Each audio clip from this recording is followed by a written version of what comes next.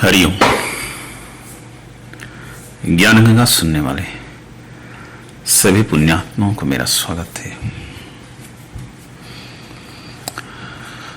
आज हम बात करेंगे निश्चिंत जीवन कैसे बिताएं। आपको तो पता है कि आज की दुनिया में हर कोई किसी न किसी चिंता से ग्रस्त है। लोग चाहते हुए भी जिंदगी के मजे नहीं ले पा रहे हैं। कोई न कोई मुसीबत, कोई न कोई परेशानी हमेशा लगी रहती है। तो क्या हम लोग इन्हीं परेशानियों में जूझते हुए जिंदगी गुजारने के लिए पैदा हुए हैं? भगवान ने क्या हमें सिर्फ चिंताग्रस्त होकर जिंदगी गुजारने के लिए ही दी है? यह सवाल हर एक के दिल में आता है, लेकिन ऐसा नहीं है। हम जो है अपनी जिंदगी को जीने का तरीका भूल गए हैं।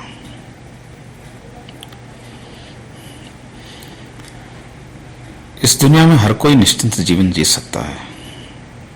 हर एक को अधिकार है कि वो चिंता रहित जीवन जिए, लेकिन नहीं जी पाता। उसके कुछ कारण हैं जिसके ऊपर हम आज चर्चा करेंगे।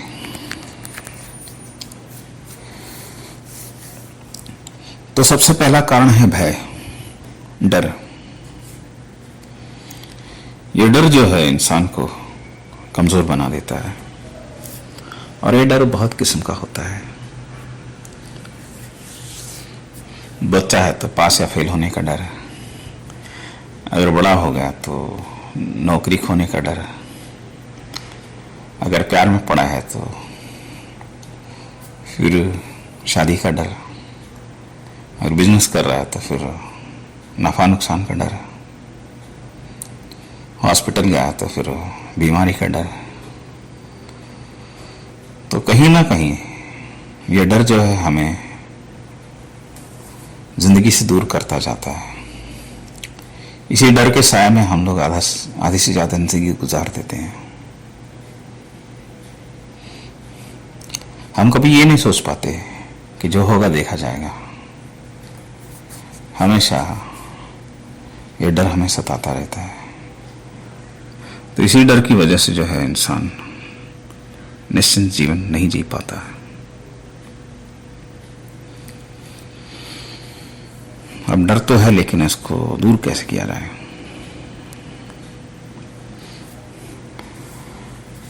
देखिए, इस दुनिया में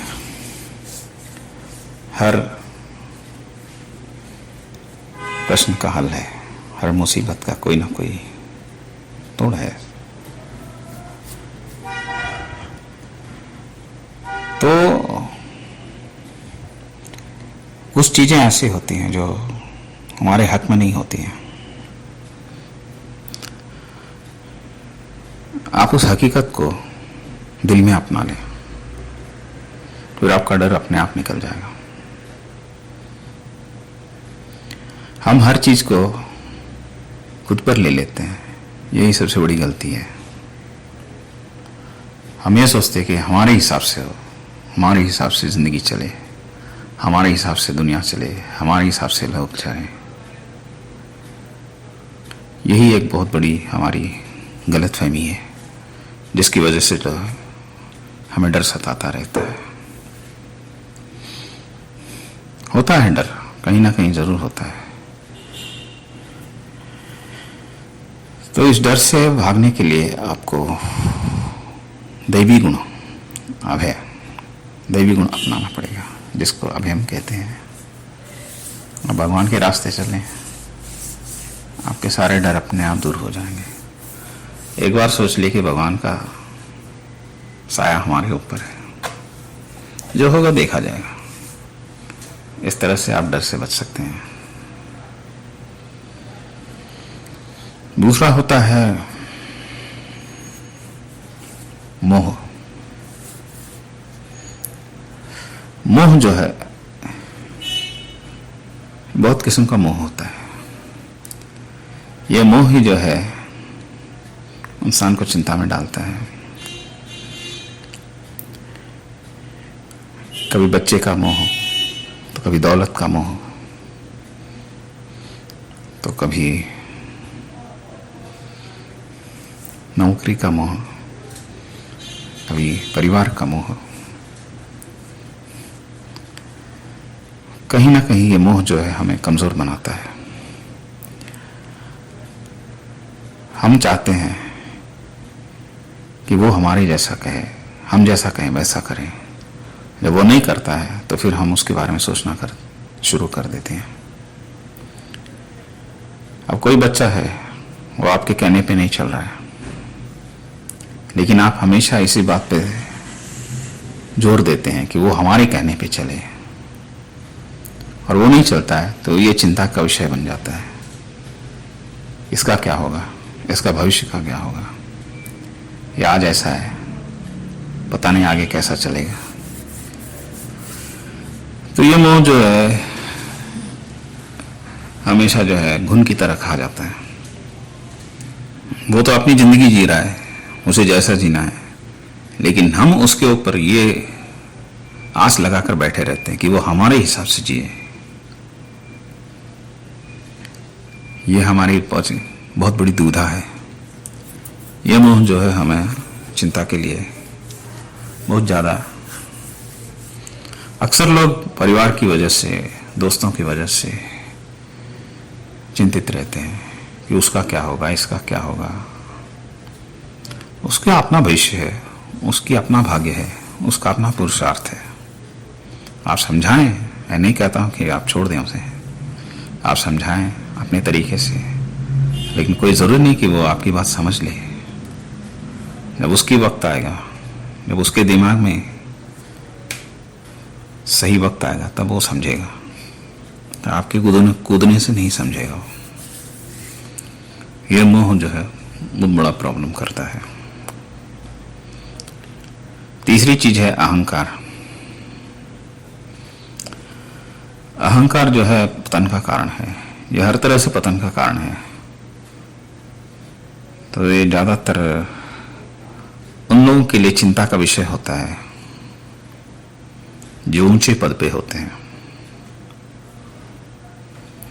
यूं कहिए,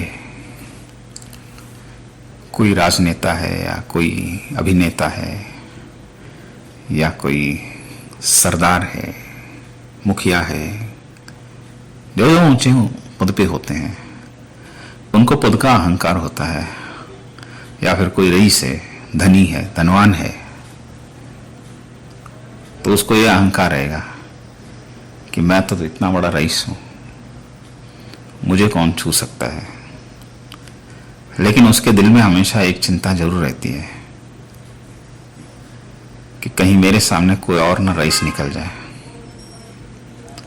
कोई नेता है तो फिर उसके सामने विपक्ष वाले का एक डर लगा रहता है कि विपक्ष वाला कहीं ना जीत जाए, तो फिर मेरे नेतागिरी खत्म हो जाएगी। तो हमेशा दूसरे की चिंता वो हमारे लिए जो है मुसीबत बन जाती है। हम अपने बारे में नहीं सोचते, हम दूसरे के बारे में सोचते हैं कि अरे वो आगे आ गया तो हमारा क्या होगा। हमको इसी तरह रहना है, हमें इसी तरह जीना है, हमें इसी तरह जिंदगी गुजारनी है, हमें और बढ़ाना है। इस तरह का जो है यह अहंकार जो है इंसान को चिंता के लिए मजबूर कर देता है। आदमी सोचते हुए भी वो अहंकार से बाहर निकल नहीं पाता, बहुत मुश्किल है। लेकिन है, रास्ता तो है। इस अहंकार से निकलने का भी एक रास्ता है। अगर आपके अंदर भक्ति है, आप भगवान के रास्ते हैं, आप भगवान की शरण में हैं, और यह अहंकार आपका कोई बिगाड़ नहीं सकता। तो भगवान आपको जो है उस अहंकार से बचने का रास्ता दिखाएंगे। ये हो गया, ये अहंकार एक बहुत बड़ा ये है। चौथा है लोभ, लालच। लालच भी जो है इंसान को जीने नहीं देती है, हमेशा चिंता में डुबा कर रखती है। मेरे पास ये नहीं है, मुझे ये चाहिए, मुझे वो चाहिए। जिसके पास 100 है वो 1000 की कोशिश कर रहा है, जिसके पास 1000 है वो लाख की कोशिश कर रहा है, जिसके पास लाख है वो करोड़ की भी इच्छा कर रहा है। लालच है, हमें होना चाहिए, उसके पास है तो हमारे पास क्यों नहीं है। यह कॉम्पिटिटिव नेचर है। उसके पास है वो उसकी किस्मत है, तुम्हारे पास तुम कोशिश करो, लेकिन हाय हाय मत करो। ये लालच जो है इंसान को जो है जीने नहीं देता है, चिंताग्रस्त करके रखता है हमेशा। उसका दिमाग जो है कभी एक जगह नहीं रहेगा, सोचता रहेगा कि इसको कैसे लूटूं, उसको कैसे करूं, उसके वो पैसे कैसे छीनूं, ये पैसे कैसे उड़ाऊं, जमा करूं। बहुत सारी चीजें आ जाती हैं, कभी सही रास्ते से तो कभी गलत रास्ते से। दिमाग हमेशा उलझा रहता है। ये लालच जो है बहुत बड़ी चीज है। इस लालच का तोड़ है, उसका तोड़ है संतोष। अगर आपके दिल में संतोष है तो आपको लालच से कुछ नहीं बिगाड़ सकती है। पैसा होना बड़ी बात नहीं है, बहुत से लोगों के पास पैसे हैं, लेकिन पैसे के लालच में घुट घुट कर मरना ये गलत है। जितना भगवान ने दिया उसमें संतोष करें, आप कोशिश करें ज़्यादा की, लेकिन उसके लिए गलत रास्ते या अपने दिमाग को दिन रात उलझाएं नहीं। ये चीज़ होती है, तो संतोष से लालच को जीता जा सकता है। दूसरा है गुस्सा, क्रोध। हमें कभी किसी ने कुछ कर दिया तो हमारे ऊपर गुस्सा आ जाता है। वो गुस्सा भी एक चिंता का कारण होता है, क्योंकि हमेशा हम उसको बदला लेने के प्लान में रहते हैं कि उसने ऐसा किया तो हम भी उसको ऐसा करेंगे, जैसे को तैसा। ईंट का जवाब पत्थर, यही तो सिद्धांत है आज का। तो ये गुस्सा भी जो है हमेशा जो है दिमाग को उलझा के रखता है, क्योंकि गुस्से की वजह से वो जो करना है वो तो नहीं करता है, लेकिन जो नहीं करना उसके बारे में सोचता रहता है। तो ये गुस्सा जो है चिंता का विषय बन जाता है। तो गुस्से को काबू करना जरूरी है। तो गुस्से को काबू किया जा सकता है, जैसे कि आप माफ कर दें या फिर बच के रहें उससे। जो हो गया सो हो गया, अपने कुछ कर्म है, थोड़ा सा ज्ञान आ जाए मन में। अगर उसने गलत किया था, शायद मेरे जिंदगी में कुछ गलत होना लिखा था, इसकी वजह से उसके जरिए हो गया गलत, है कि नहीं। जब गांधारी ने महाभारत में श्री कृष्ण को श्राप दिया था कि तुम्हारी वजह से महाभारत हुआ और मेरे 100 लड़के मर गए, मेरे 100 पुत्र मर गए, और मैं तुम्हें शाप देते हूं कि तुम्हारा वंश भी इसी तरह नष्ट हो जाएगा। श्री कृष्ण मुस्कुराकर बोले, कोई बात नहीं मां, मुझे आपका श्राप स्वीकार है। क्योंकि उन्हें पता था कि उनके वंश को कोई मार ही नहीं सकता, तो इसलिए उनका आपस में मरकर लड़कर मरना लिखा था। इसी वजह से उन्होंने स्वीकार कर लिया, ये होनी है, हाँ ये आपकी वजह से हो रही है, कोई बात नहीं। ये है समझदारी, ये है ज्ञान, ये क्रोध है। और आखिरी में है एक जो सबसे बड़ा चिंता है, वो है मृत्यु, मौत की। मौत के बारे में भी कम से कम वो लोग तो जरूर सोचते हैं जिनकी जिंदगी गुजर गई है।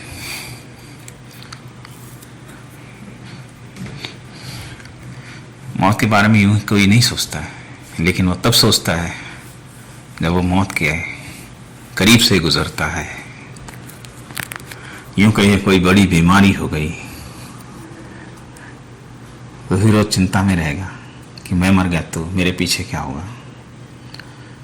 वो 10 साल जीने वाला 1 साल में मर जाएगा। ऐसा होता है मौत का डर। या फिर किसी को फांसी की सज़ा दे रखी है कि तुम्हें इतने दिन में मरना है या इतने साल में मरना है, तो वो मरने से पहले 10 बार मर गया होगा चिंता कर करके। और भी बहुत सी ऐसे वाक़े हैं, बहुत से उदाहरण हैं, मैं करने जाऊंगा तो बहुत लंबा हो जाएगा।